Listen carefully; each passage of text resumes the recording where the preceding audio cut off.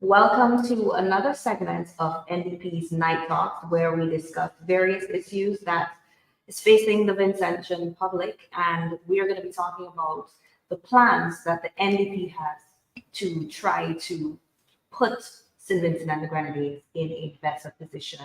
We'll be discussing the 4 economic pillars, and we're going to be joined by a special guest who is no stranger to NDP Night Talk. He's been here with us before, and we absolutely enjoy having him there. So without further ado, let me welcome our guest, and that is none other than Nigel Stevenson. He is the MP for South Leeward and also the Vice President of NDP. Welcome to NDP's Night Talks once again. Welcome back, I should say. Thank you, Darlene. Welcome. It's a pleasure to be here again. And we enjoy having you here. Thank you. We had It's a good to be great here. conversation the last time, so I'm looking forward to continuing our discussion about the plans that the New Democratic has. So pretty much we're going to do part 2. It's like a catch up, you know, Yes. it's catching up. And I want you to give you the opportunity to say goodnight to our live audience and all your constituents, because I know they love you. They love you. They love you a lot. Oh yeah, they do. Certainly. All right. Again, Daniel, thank you very much for having me on tonight's program. Let me extend a very pleasant good night to all viewers and those of you wherever you are in St. Vincent and Grenadines and around the world. I want to say a very pleasant good night to the wonderful constituency of South Leeward. Those people who are nested between what we call Sweet Spot Bridge in Camden Park all the way down to Vermont. Very special people to me. And yes, you did say that those people really do love me. They do. And without a doubt, they do. And I really love them too. And that is why I'm really working hard to ensure that we are into government next election, so that those very things that they have been deprived of, I would be in a position in government to look after their needs and to ensure that our people, not just South Leeward, but throughout St. Vincent and the Grenadines, is a better quality of life for all. So there's hope. I know. And I'm happy that we are, talking about your constituents, because I want to know from you, what are some of the challenges or problems that they mention ever so often when they see you, which I believe is often. What are some of the major problems you hear about all the time from them? Well, they see me all the time, Daniel, because I live amongst them. Okay, great. And I can just start with today. It's like a chorus that I've been hearing over and over from my constituents. And it is not unique to us, but I'll just give you one that I've heard today. Things are so bad. People still unable to send their children to school. I mean, this is a new term that just started. We're into the second week, I believe, of this new term. The final term, actually, where there would be final term exam and all of this, is promotional term. And there are some students who are still at home. And I've got it from parents who actually reached out to me this afternoon looking for assistance to get the children back. So it's not easy.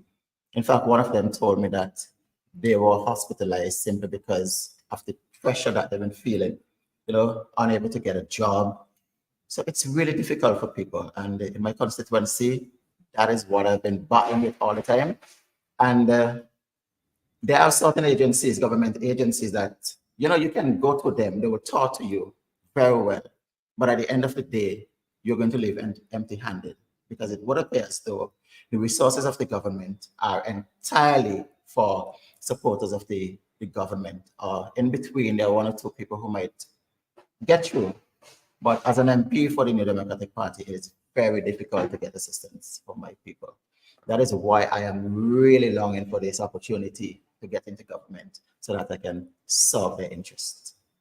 And in terms of this being a problem that people are facing, what are some things that you would say the NDP would put in place, or what I did service are there to assist persons who are having issues with sending people to school? Is it a situation where you're going to ensure that parents have jobs? It is a situation where there are going to be programs for kids who are less fortunate. Are there any ideas within the NDP currently to assist Vincentians with that problem?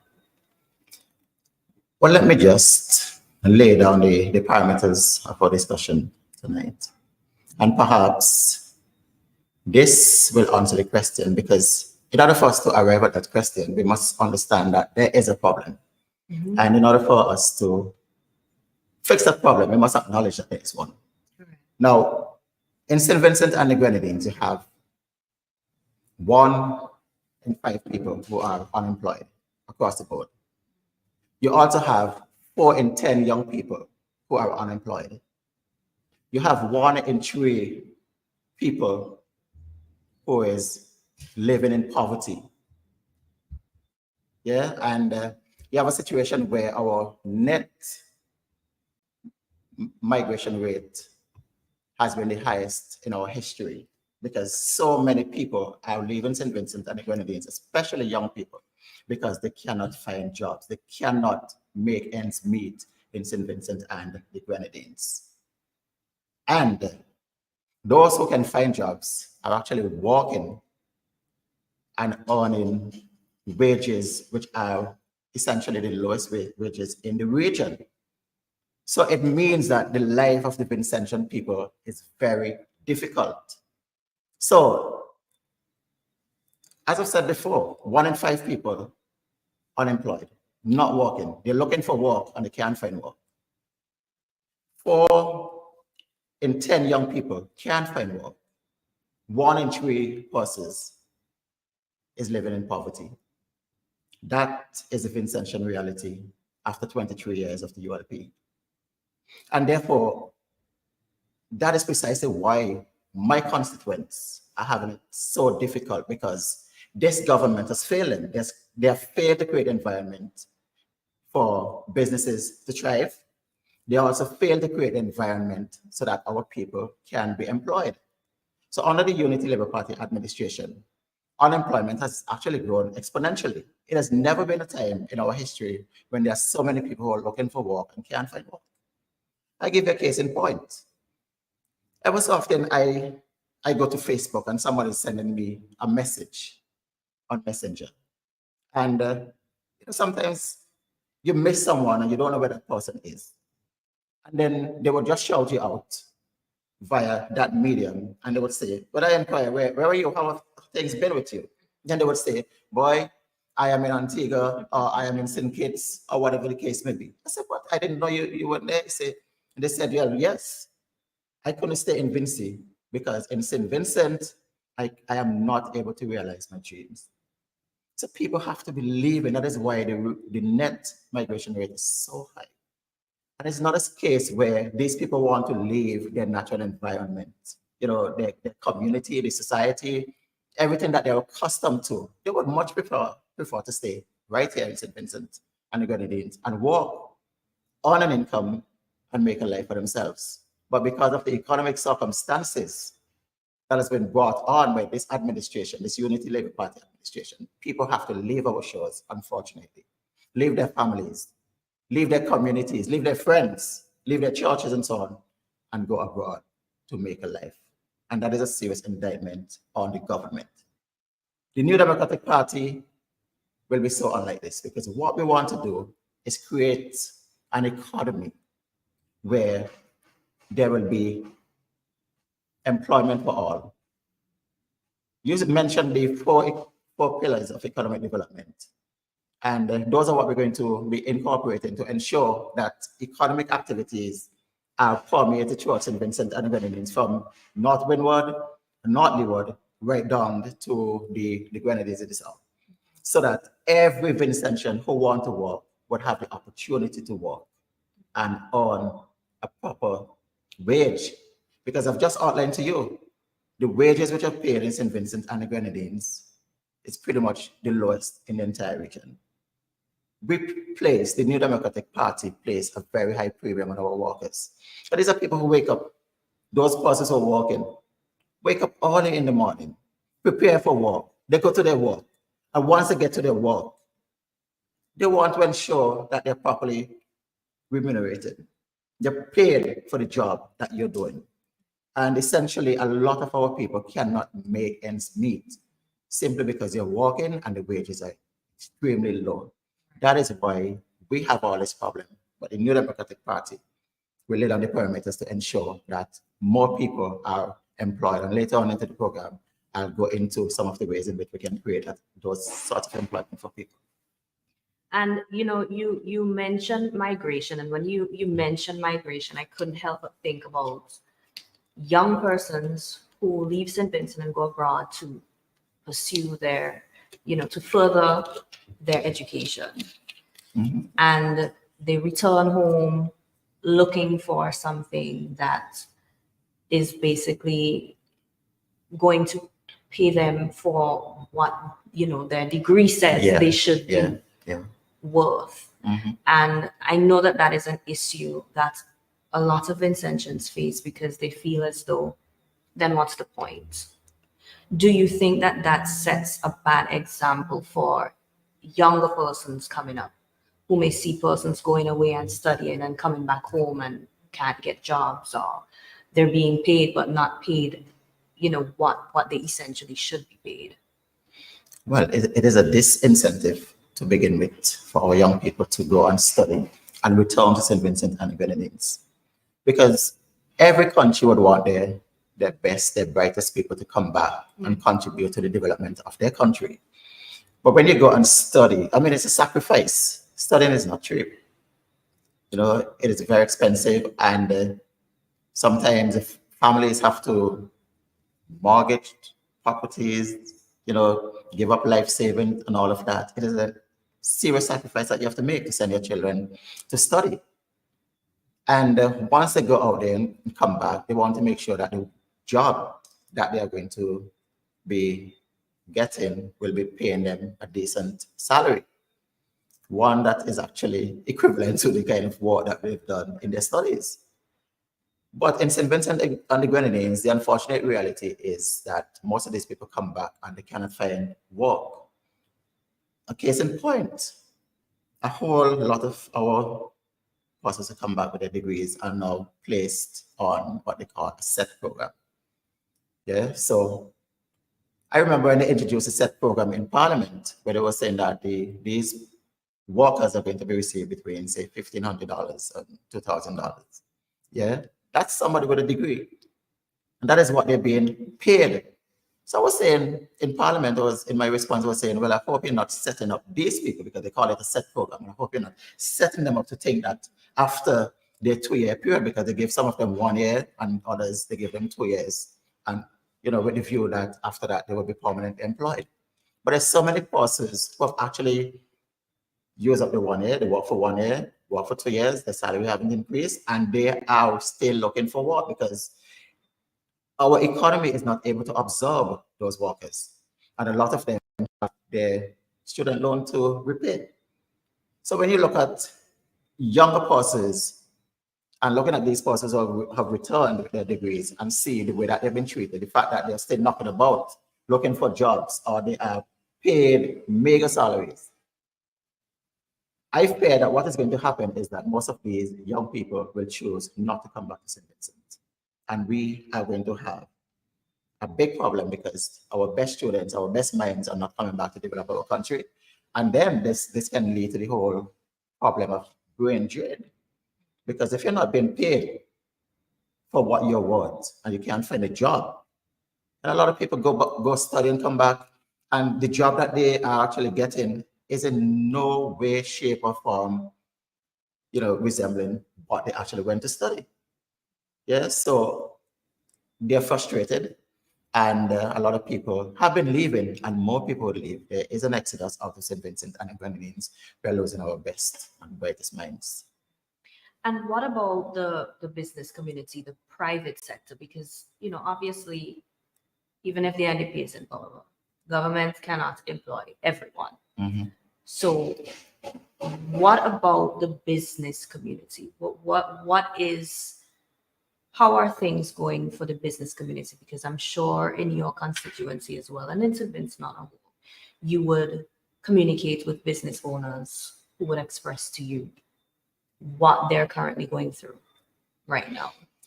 Well, of course, I'm privileged to be the representative of a constituency where there is probably the old industrial estate. Because there used to be one at Diamond, but there's precious little going on at Diamond at the moment. But in Camden Park, you have a lot of businesses, and some of those business owners are not shying away from explaining to me what their challenges are.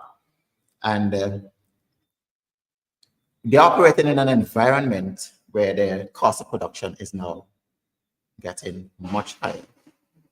And when their cost of production is getting so much higher, and they cannot get the tax break that they're actually requesting from the government, it means that they have no choice but to lay off some of their workers. And some of these workers have been with them for many years. They've almost become like family. And it is very painful to hear them say that I have to let this person off. I don't want to do it. But it is a business. It is not a government institution. They're looking at their pocketbook, their bottom line, their profit margin.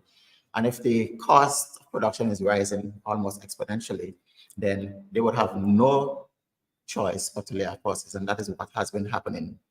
The New Democratic Party also has a plan to try to reverse this thing. Another thing that they've been expressing to me is that this government of the day has a way of crediting from these very businesses that are struggling. The economic condition, circumstances are very harsh, but they actually, what people usually long ago they used to call trust. They trust the goods and they will not pay them. So when you don't pay these businesses, a lot of them are finding it even more difficult. But the government of the day actually owed the private sector in the vicinity of $60 million. So when you have all that money over to the private sector, you're actually stifling them because cash is a life flow of these businesses. And in the absence of cash, they will not be able to trade properly. So you're stifling them. And while we in the Democratic Party understand and appreciate the fact that government cannot create all employment that is required, it cannot create 100% employment. As a matter of fact, government don't even trade. It is businesses that do the trading. And in order for them to trade, they must be producing something. And in producing something, there is need for help, paid or hired help, which is actually employing workers.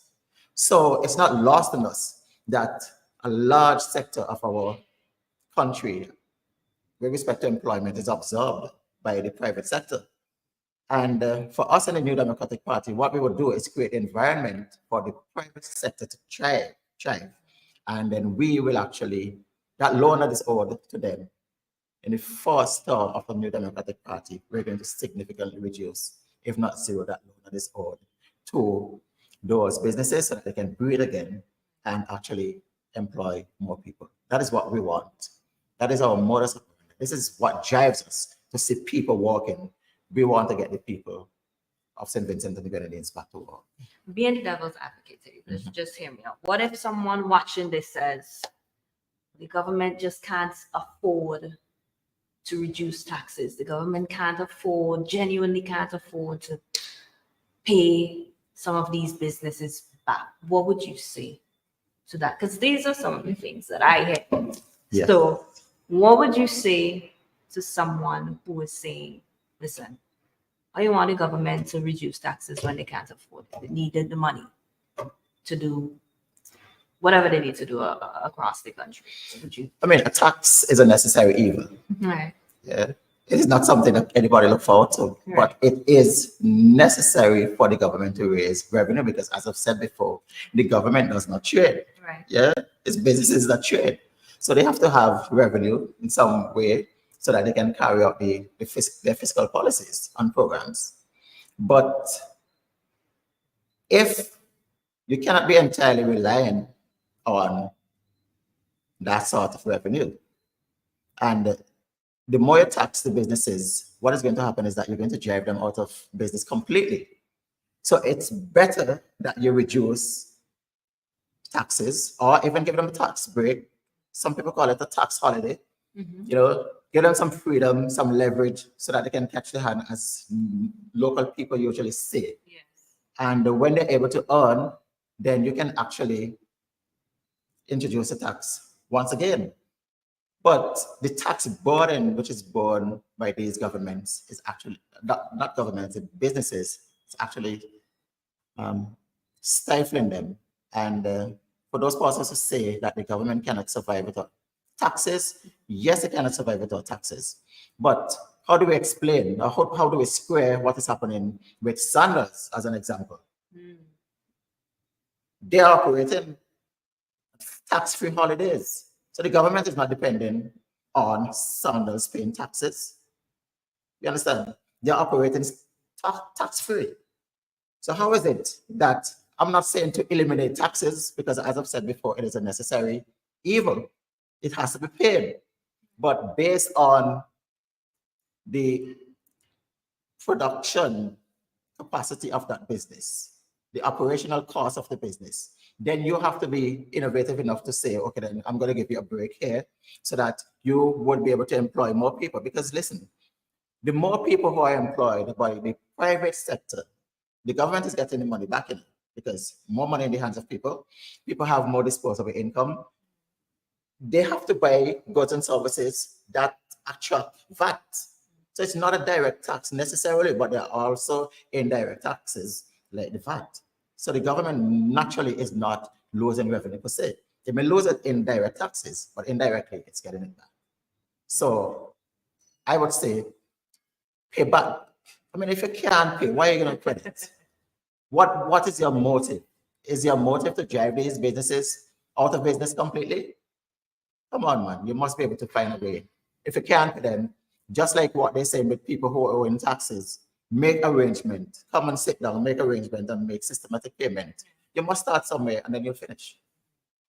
All right. So I just want to say a quick good night to some of our viewers, and let's say good night to Master Trooper, Kenny Williams. Good night, Michael Johnson, Michael Rocher. And I just want to invite you to please send us your questions, any comments, anything that you would like to say, even if it's just to say hello to Nature Hair. Yeah. Feel free to do that, and I will try to make sure that I include your questions or whatever comments that you have as well. Definitely. So I want us to get into some of the solutions, because we've identified a number of the issues. Yes.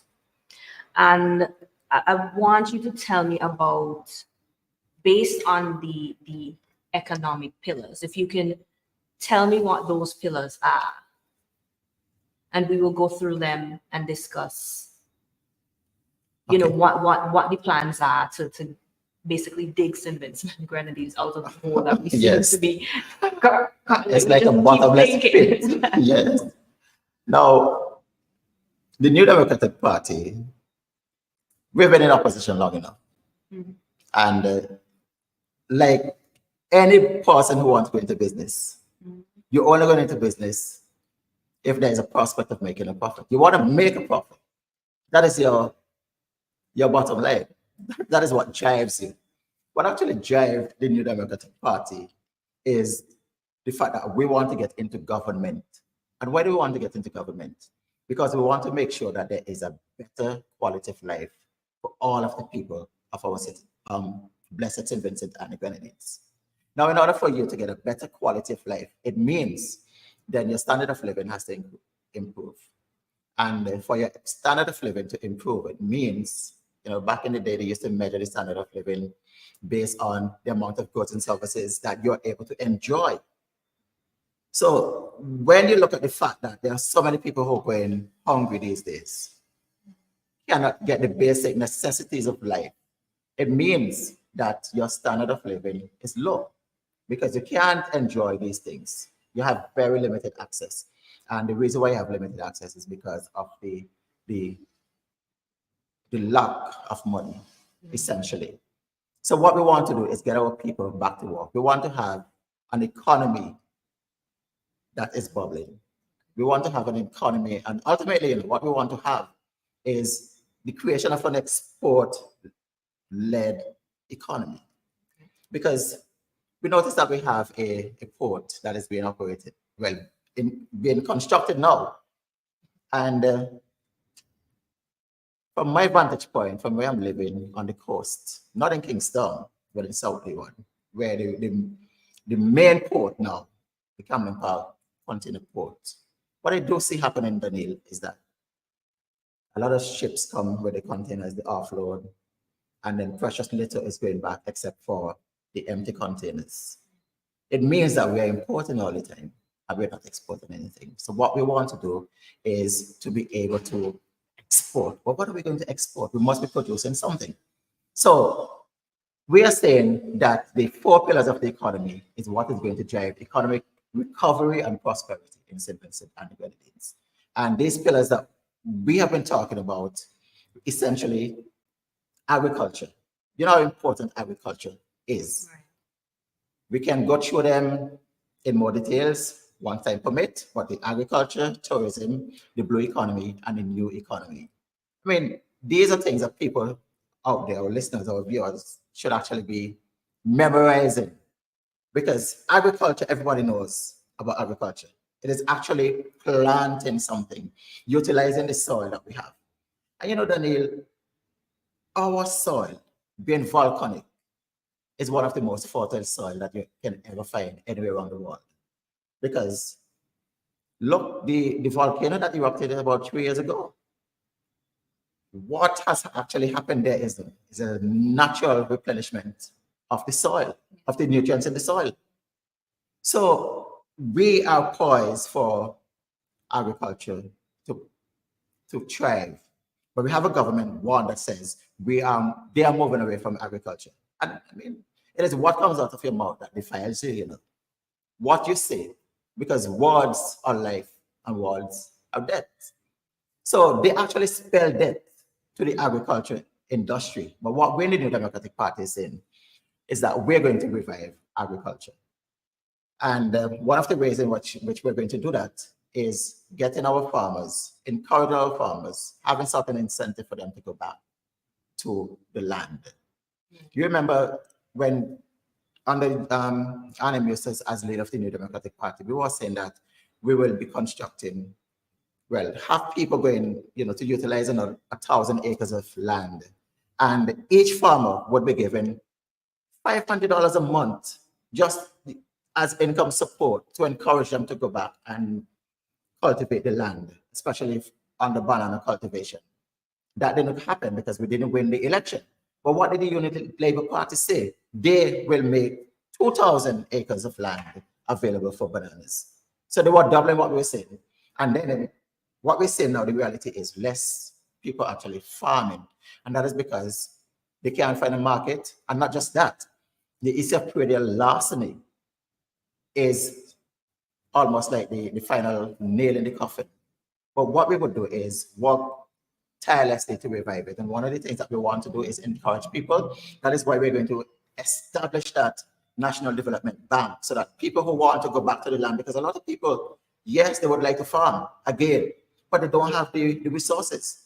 They don't have the startup money to buy their farming implements and the fertilizer and so on, because in order for you to go and clear land, you have to get help. And we want to move away, or encourage people to move away from the traditional method of hoe and cutlass and fork and use some form of mechanization. That is what the New Democratic Party will do. Because when you use mechanization, they get the work done faster, you get a breather, and you become more productive and efficient with what you do. So that you can actually be producing, clearing the land in less time, plant in less time, and reap in less time. So that port that they have done there, we want to make sure that, as Major always say, put in idle hands to idle land, so that every parcel of land that is idle at the moment, that is not being cultivated, would be under some form of cultivation, so that we can actually export. That is what we're saying. We want to have an export-driven economy. Because if you want to go, you know, long ago there used to be thriving village shops. You go and you see shops in the villages stocked properly. But nowadays, the only thing that tells you that there was a shop there is the sign that was there, you know, where it says you're licensed to sell blah, blah, blah, intoxicating liquors and so on. It's just a sign. And that, the destruction of those shops is testimony to the fact that agriculture has been under the decline. We want to get money in the pockets of people so that they can improve their quality of life. And not just in agriculture, but before I leave the agriculture, we want to make sure that there's value added to it also. Not just a primary product, like you plant edibles and so on and you dig them and you sell them. We want to make sure that there is a byproduct for it. And in my constituency of South Leeward, I want to make sure, because those fruits that we have, the soft fruits and so on, we've had some Italians here before with a pilot project where they actually utilized the fruits in the community and made ice cream. So the precedence is there and it can be done again. But we want to make sure that there is value added to these so that people can have at the local level in the community money, and our national or the gross development product can actually increase as well. We want to increase export of these things. And also tourism. We spoke a lot about tourism the last time. And I've had the privilege of discussing this with Dr. Friday, the leader of our party, because we want to have people coming in to our shows. We have to have some sort of a pull factor, getting people to come to St. Vincent and the Grenadines. It's like compelling them to come in. What exactly do we have here to attract these people? We have the traditional sun, water, sand, and so on, sun, sea, sand. But there are other things that will attract people and other categories of tourists. And I was explaining or outlining to us the last time I was on the program, where we want to have more nature tourism. You know, I've looked at some countries where they have, you know, mountain resorts, not just necessarily the sea resorts or in the urban areas, but there are also mountain resorts. That is something else. A different category of people can come.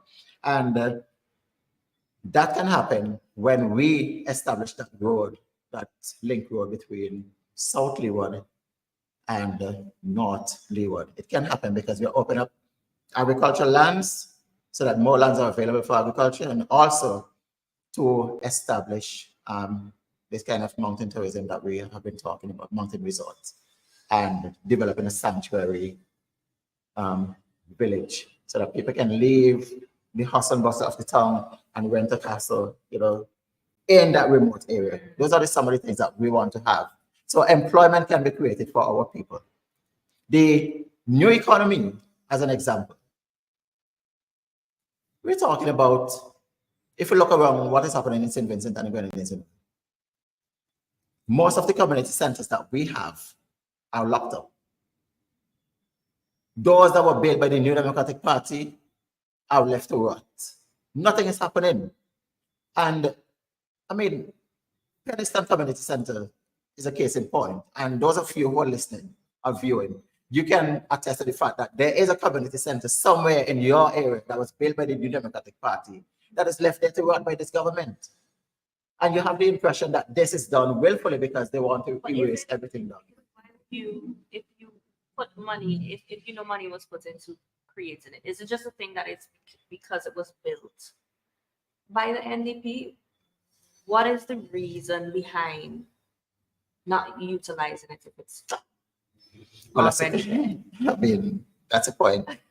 I mean, every government or any government that has the best interest of its people at heart will utilize what exists as they get into government. Yeah, so rather than leaving them to rot, you ensure that these buildings are utilized so that people can learn a skill. That is all part of the new economy that we're talking about. And when you look at Dr. Friday's pledge that he made to the young people of St. Vincent and the Grenadines, he's saying that in our first formula in government, you will either be employed or you will make yourself employable. How is that going to happen?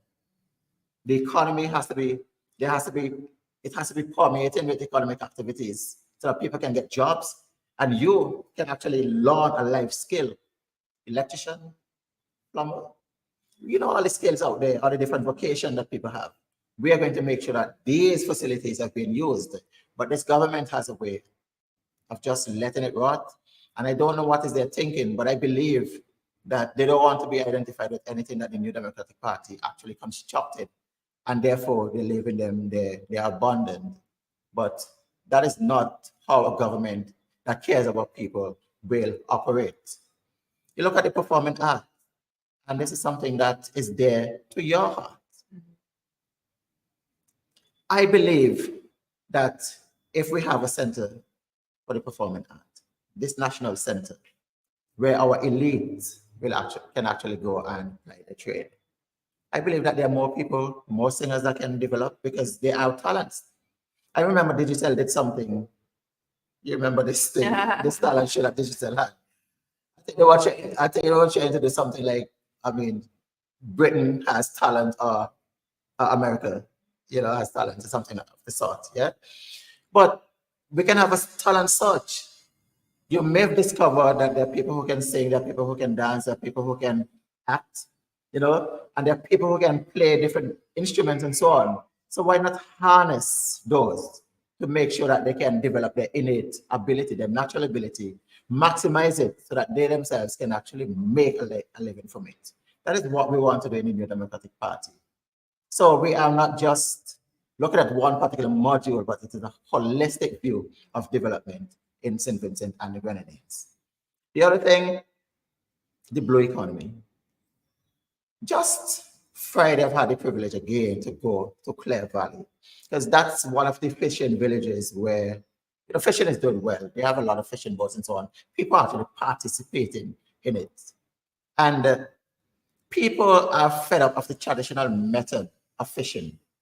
You go out there, sometimes there are people scouting, sometimes on a hill. People actually go on a hill, on a housetop, and look at the sea.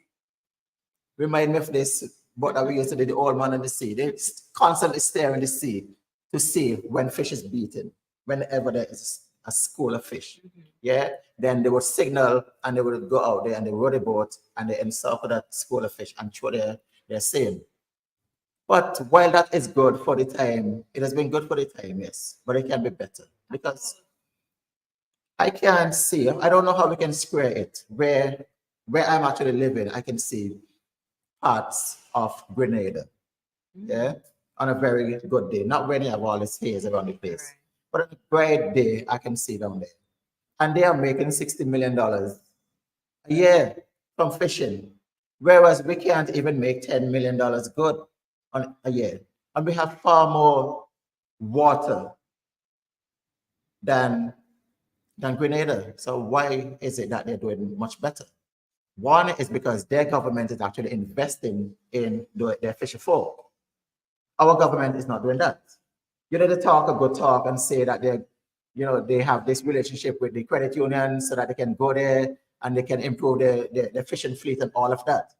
But they will tell you, as fishermen have told me, that when they go to access a loan, they are saying to them, the loan officers, that you have to bring collateral. Some of them were even asked to bring the title deed of their property to get a loan. So while the government is saying that fishing can do so well, why is it that there are all these barriers which are designed to keep our fishermen from getting, on in a better quality of life from fishing? The New Democratic Party is going to change that, because with the National Development Bank that we want to establish, it will be there so that loans can be made available to our fisher folk. So you eliminate some of the struggles that, whether it be fisher folk, private businesses, whether somebody wants to create some ice creams from some fruits that they have growing or something. So that process of that hassle of going to the bank, and sometimes it can be very tedious, getting a loan. You're saying instead of doing that, that's something that's going to be provided by the development bank. Okay. Gotcha. And the good thing about it too is that the loan that will be extended to you, that facility is going to attract lower interest repayment rates. Okay. So you're not going to have the stringent interest rate that the commercial banks or even the credit unions are going to be asking for. it is going to be very minimal because we want to encourage businesses. You hear me talk about the innovation hub that we want to establish also, because there are people who have an idea, a business idea. And I know people who had brilliant ideas, but that dream that they had to establish a business, to transition from just an idea into the actual operation of a business, it died. It never happened because, again, access to financing. You see, so we want to make sure that persons who are innovative, you have a good idea, we're going to have this hub so that we can actually go through with you the feasibility study. Because, I mean, as I said earlier, nobody goes into business if there's no prospect of making a profit. You may have an idea, it may be workable, it may not be workable. That is what the innovation hub is. So once you get that loan, you go into business, what happens after? We are going to be helping you along the way, because when you're operating, you have to get certain information and certain guidance, and also with the marketing of your products, the innovation hub would be there to assist you as well, because you want to utilize the 4 P's of marketing, right? Because there are some people, you have a product, but pricing becomes a problem because there are different methods of pricing. So you have a product, you have the price, you have the place where you want to establish, which place might be the best place for you to establish, and then how do we promote? Those are the 4 P's that we will be incorporating, the 4 P's of marketing, to assist our business people, not just with helping them with a loan, getting the financing to start the business, but we're going to take them all the way through so that they can have assistance until they're able to stand on their feet and operate at a profit. And, I don't think that it's a lack of ideas that we have in St. Vincent, and I'm sure all viewers would agree. Vincentians come up with some fantastic ideas. There's always somebody who has a new idea popping up. You see a new business popping up ever so often, but a lot of them don't last very long. You see a business pop up, a new restaurant, and within 3 to 6 months, it's closed. It's done with. And I'm just wondering if, yes, I know that you said that loans will be made available, and the NDP is interested in ensuring that people have particular skills so that they can secure employment. But is there a plan to assist businesses who may need help that are already open but are facing some economic challenges? Is there something with the development bank that can take place as well to assist them? Because that is a problem that's happening. As you said earlier, lots of businesses, they already exist, but they're facing challenges where they have to lay people off. Some people have to downsize their businesses because it's just the profits are just not coming in. So what would the NDP do in those situations for those individuals? Well, the development bank, the National Development Bank, is not just for startup businesses. Okay. It is there, yes, to help those persons who have a business idea and want to realize their dream. So we're essentially eliminating the barriers and holding their hands so that they can go through that very period that you described to me earlier, that short term that we refer to it in business. Yeah. So there are other businesses, yes, established businesses that are having challenges also because the market is very competitive. A lot of people actually getting into business with that other people already have. A lot of them dominate the market, but you're just entering the market or you're there competing. The environment is very harsh, yeah, and you want to survive. So some of them are on the survival mode, and others want to just do something else to diversify what they're actually offering for sale. Because you may have a situation where one product is not doing well. That doesn't necessarily mean that your business should die. And that is why this innovation hub is so important, because information would be there will be provided to you once you want to access that information to tell you, okay, then if this product is not doing well, maybe you need to do something to improve the life or prolong the life, increase the life of this product. Maybe you want to rebrand. Maybe you want to come. A lot of the times, Daniel, the same product that have been there for many, many years are offered to us in a different package. The package looks attractive and all of that, but it is the exact same product, but it's something that is more appealing to the eyes. It's something that is, telling people, let me demand more of this product based on what it looks like. But when you consume it, it is pretty much the same thing, right? So maybe, there's a need to rethink how people, what they're actually offering, how they're being packaged and so on. Or maybe it's a simple case of diversifying from this particular product. So end your reliance on one product and see if you can offer another product, and that may actually help you to survive. So the innovative hub that we're going to have is going to provide that kind of business information to our people.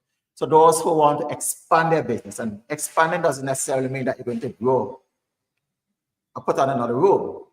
It would just mean that you want to increase the number of products that you're going to be offering to your consumers. So rather than having one product produced, you have several. That is improving it. You want to do that, the National Development Bank is going to be there to assist you. So there is hope for our business people. I believe you. I feel like we never have enough time. I feel like we always get very carried away in our conversations, but it's all for the benefits of the Vincentian people. And as we're winding down, I just want to give you the opportunity to, share any last words with us. I also know that there's a big tournament coming up on the weekend. I came back and I heard about some, big bashment / cricket tournament taking place on the weekend. So yes, on the 28th, Sunday the 28th of this month, just a couple of days away. Yeah. Everybody's encouraged to go to Owe, because last year the grand finale of that tournament was super. Wow. We actually had an NDP team participating. Really? Actually, yes. There's something that is awaiting our people. But Chevron John, Senator Chevron John has been doing this, I think it's for the third consecutive year. And each year it has been getting bigger. It's been attracting more people, more teams and so on.